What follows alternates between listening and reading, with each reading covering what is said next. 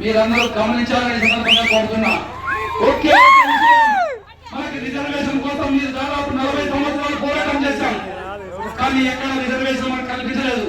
కానీ కేంద్ర ప్రభుత్వం ఈ రోజు రాష్ట్ర ప్రభుత్వం చట్ట సవరణ ప్రకారం 50% నుంచి మనకు రిజర్వేషన్ ఇవ్వడానికి అవకాశం లేదు.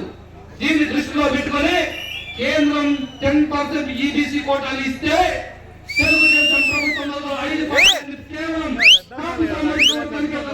కల్పిస్తూ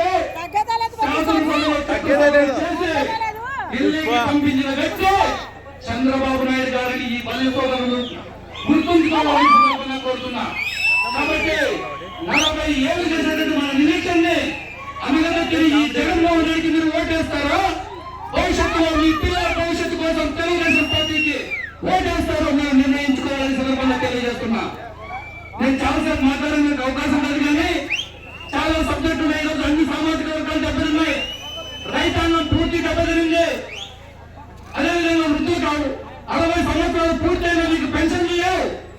ఇవన్నీ ఆలోచన చేసేవి నిరుపేదలని, పేదరికాన్ని ఉన్నత స్థాయిలో అగ్రస్థాయిలో నిలబడినటువంటి దృక్పథంతో ఈ రోజు చంద్రబాబు నాయుడు గారు ఒక మేనిఫెస్టో పెట్టారు.